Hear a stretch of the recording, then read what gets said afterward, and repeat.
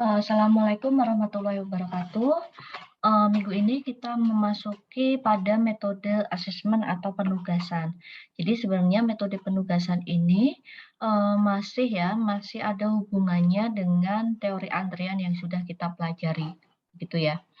Nah, definisi sebelum kita masuk ke tentang perhitungannya dalam metode penugasan, kita ketahui dulu apa sih sebenarnya metode penugasan itu.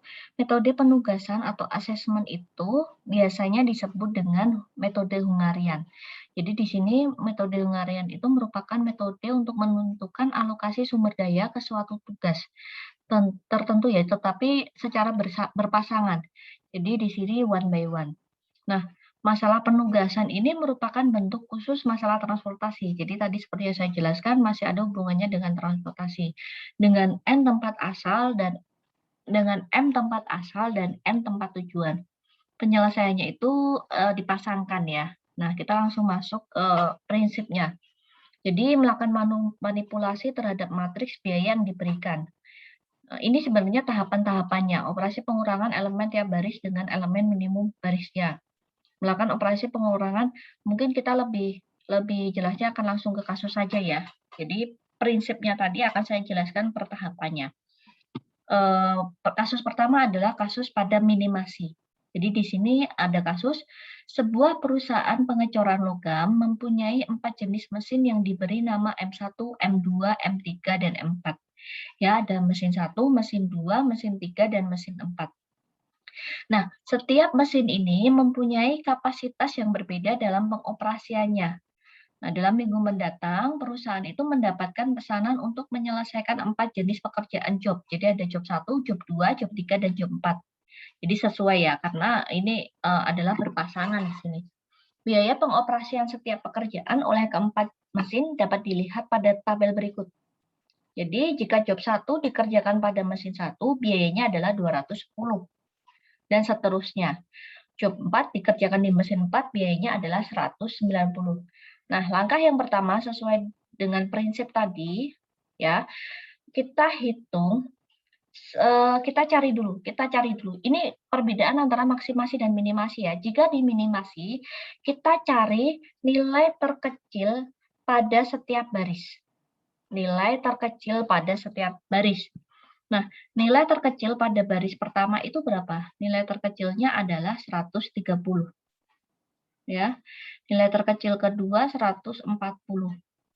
Nilai terkecil ketiga adalah 150 dan nilai terkecil keempat adalah 115. Ya, ingat kalau kasusnya minimasi kita cari nilai terkecil pada setiap baris. Selanjutnya, nilai-nilai yang lain ini pada baris itu kita kurangi nilai terkecil tersebut. Berarti ini 210 kita kurangi 130. Di sini berarti hasilnya adalah 80 ya. 80. Oke. Di sini ini hasilnya adalah 20. 20. Di sini ini hasilnya adalah 50. Begitu juga dengan 130. Mohon maaf, begitu juga dengan 130. Ini hasilnya adalah ini 50 ya, ini 50. Oke. Ini hasilnya berarti 130 kurangi 130, 0. Ya, ini juga kita hitung. 140 kurangi 140, berarti ini 0, 20, ya. Ini 60, ini 50. Begitu ya. Berarti ini 150, berarti 0, 175, 25. 220 kurangi 150 berarti 70 dan 50 dan seterusnya. Sehingga kita dapatkan hasilnya adalah seperti ini. Ya, ini yang kita sudah kurangi, hasilnya kita dapatkan seperti ini. Nah, kita lihat di sini. Apakah sudah terdapat nilai 0 pada setiap baris dan kolom? Ingat ya, tidak hanya pada baris, pada setiap baris dan kolom. Kita lihat, pada baris ini sudah ada angka 0. Ini sudah ada. Otomatis kalau baris karena kita kurangi dengan angka terkecil sudah ada ya. Tetapi pada kolom ternyata tidak ada yang belum memiliki angka 0 ya. Belum memiliki angka 0 di sini. Ini sudah ada ya, 0. Oke, di sini sudah ada 0. Ini sudah ada, setiap barisnya sudah ada, kolom di sini ada angka 0, di sini di kolom keempat ada, nah di kolom keempat ternyata belum ada angka 0, karena hasilnya 50, 60, 70, dan 45. Nah, kita harus merevisi di sini, ya. Bagaimana caranya? Dengan mengurangi pada kolom yang belum terdapat angka 0 itu, kita kurangi dengan angka terkecil. Angka terkecilnya adalah 45 kan di sini.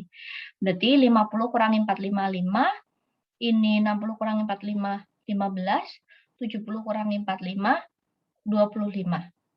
Ya. Dan 45 kurangi 45, 0. Sehingga semua, ya, begini ya. Sehingga semua sudah terdapat angka 0. Baik di baris maupun di kolom. Nah, selanjutnya kita hubungkan angka-angka 0 itu dengan suatu garis. Tapi kita mulai dulu baik di baris maupun di kolom yang terdapat angka 0 yang lebih dari 1. Ya. Berarti ini baris ini hanya 1 ya, 1, 1, 1, setiap baris hanya 1. Kita lihat di kolom. Ternyata kolom pertama ini ada 2. Berarti ini kita hubungkan garis 1. Kalau yang sudah tergaris tidak boleh ya. Selanjutnya ini 1, yang belum mana? Tinggal ini kan, 0 yang di sini. Ini kita boleh hubungkan horizontal, boleh vertikal. Ini saya hubungkan garis ke sini. Nah, kita hitung di sini. Ada berapa garis? 1, 2, 3.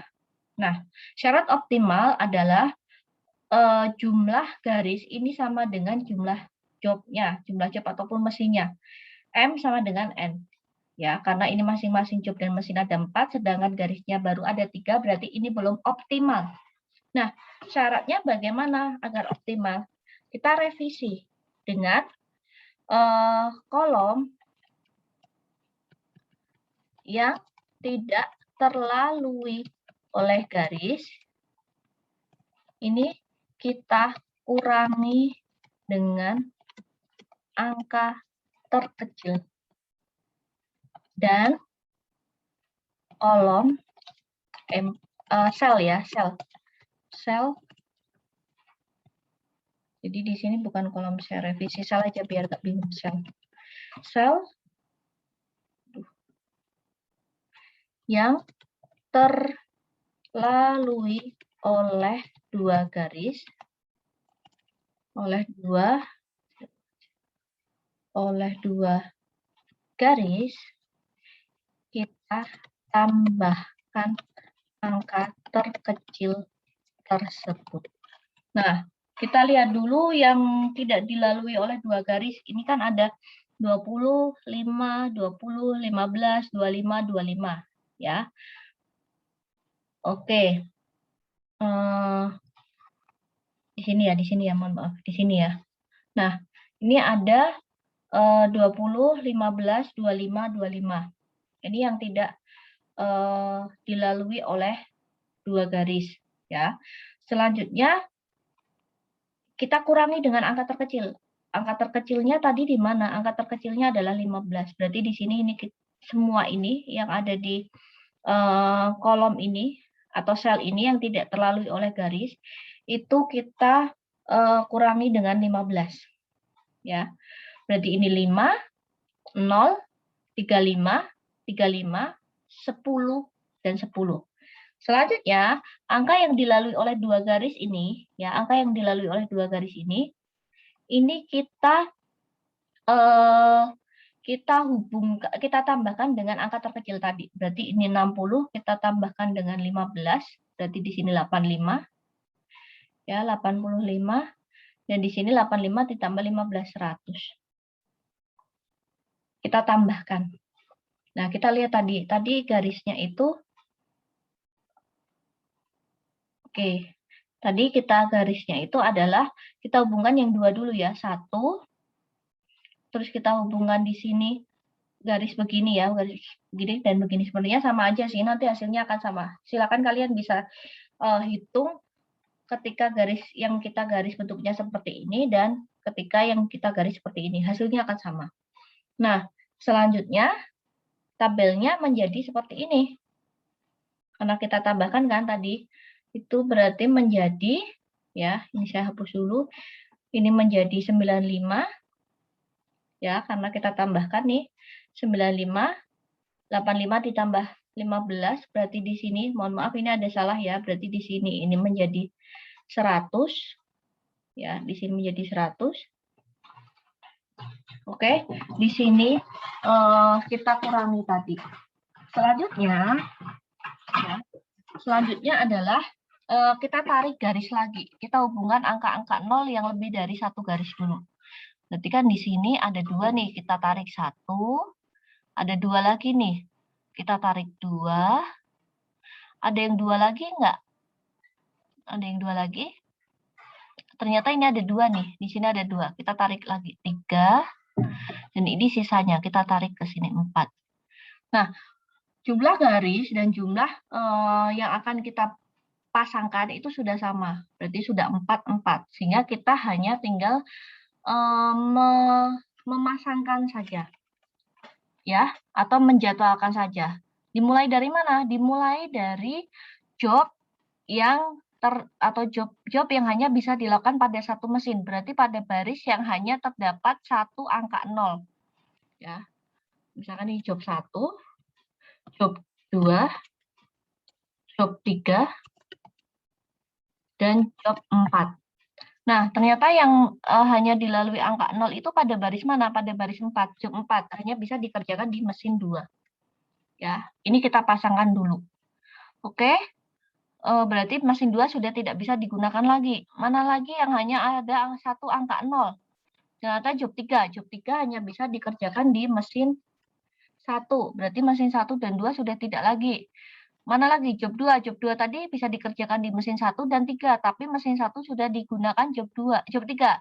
Berarti job 2 ini hanya bisa dikerjakan di mesin 3. Ya. Dan job 1 sisanya berarti hanya bisa dikerjakan di mesin 4. Ya. Berapa tadi biayanya? Kita lihat. Ya. Kita lihat di sini. Jika job 1 tadi dikerjakan di mesin 4, biayanya adalah 130, ya. Jika job 2 dikerjakan di mesin 3, biayanya adalah 200. Job 3 dikerjakan di mesin 1, 150. Job 4 dikerjakan di mesin 2, biayanya adalah 115. Sehingga total biayanya berapa? Total biayanya adalah 595. Ini adalah penugasan dengan biaya yang paling minimal. Seperti itu. Ya. Ada sedikit perbedaan antara maksimasi dan minimasi. Kita akan coba kasusnya maksimasi ya. Kita akan coba kasusnya di sini maksimasi. Oke, saya hapus dulu. Oke. Nah, di sini. Oke ya, ini saya pindah dulu. Nah, UPP Corporation hendak merekrut 4 pekerja ya untuk ditempatkan pada 4 jabatan yang kosong. Berikut adalah mengenai ya, di sini adalah mengenai data kepuasan pekerja dari posisi yang ada. Pertanyaannya bagaimana cara penjadwalan penempatan posisi tersebut agar mendapatkan keuntungan yang maksimal. Jadi sehari itu kalau ditempatkan di akunting dia akan memberikan keuntungan Rp950 katakanlah. Tapi kalau ditempatkan di finance 850 dan sebagainya. Nah, perbedaan antara maksimasi dan minimasi, jika tadi kasusnya minimasi, kita cari angka terkecil pada setiap baris. Ya, tapi jika kasusnya maksimasi, kita cari angka terbesar pada setiap barisnya. Nah, angka terbesarnya adalah berapa ini? 950, ya, 985, 970, dan 990, 900. Kebetulan ada di kolom 1 semua. Nah, selanjutnya kalau tadi angka yang minimal itu untuk dikurangi dengan angka yang lain, kalau ini untuk mengurangi. Jadi 950 kurangi 950 itu 0, 950 kurangi 850 ini 100 ya. 950 kurangi 750 ini 200 dan 950 kurangi 840 itu adalah 110 dan sebagainya. Nah, terus kita lihat apakah sudah terdapat angka 0 pada setiap baris dan kolom. Pasti belum, karena kebetulan tadi angka terbesarnya ada di kolom 1. Kita harus lakukan revisi lagi. Revisinya sama ya, revisinya adalah mengurangi dengan angka yang terkecil. Jadi yang beda itu hanya pada tahap pertama saja. Jadi dikurangi 30, 140, dan 50. Ya. Nah, selanjutnya tabelnya menjadi seperti ini. Ya, 50, 100 kurangi 30, di sini 70. Nah, selanjutnya ya, di sini kita tarik garis. Kita hubungan yang dilewati oleh angka 0 lebih dari 1. Jadi garisnya kan 1 dan 2. Begini kan. Nah, apakah optimal di sini? Jelas belum, karena jumlahnya 4, tapi garisnya hanya ada 2. Kita akan lakukan revisi. Revisinya bagaimana? Sama. Yang tidak dilalui oleh garis, itu kita kurangi dengan angka terkecil. Angka terkecilnya ternyata di sini adalah 60 ya. Boleh di sini, boleh yang sini. Dan angka yang dilalui oleh 2 garis, itu kita tambahkan dengan angka terkecil tadi.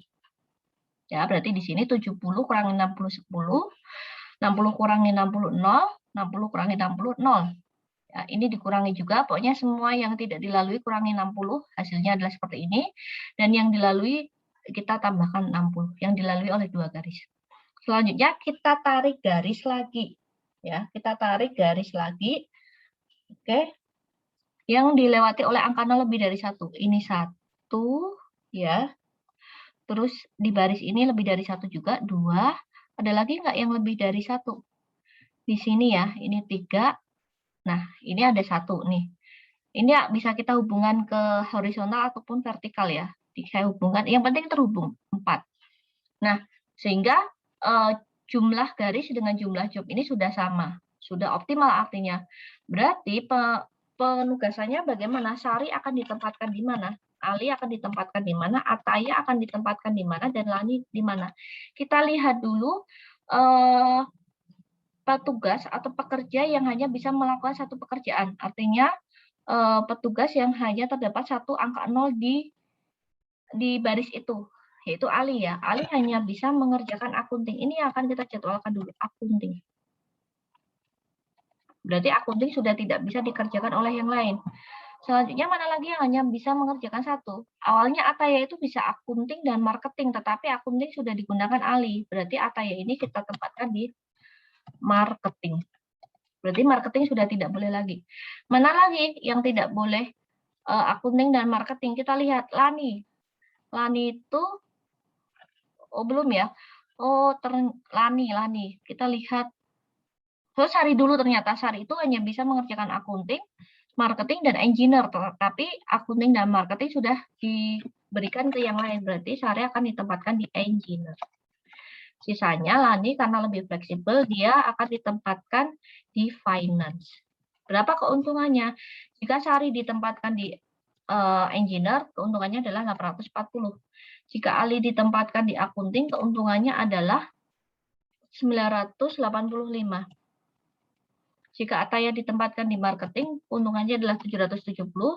Dan jika Lani ditempatkan di finance, keuntungannya adalah 870. Sehingga total keuntungan adalah 3.465. Begitu untuk kasus penugasan pada maksimasi. Jadi yang berbeda hanya pada tahap pertama. Kalau minimasi, kita cari angka terkecil pada setiap baris. Kalau minimasi ya, kita cari angka terkecil pada setiap baris. Kalau maksimasi, kita cari angka terbesar pada setiap baris. Gitu.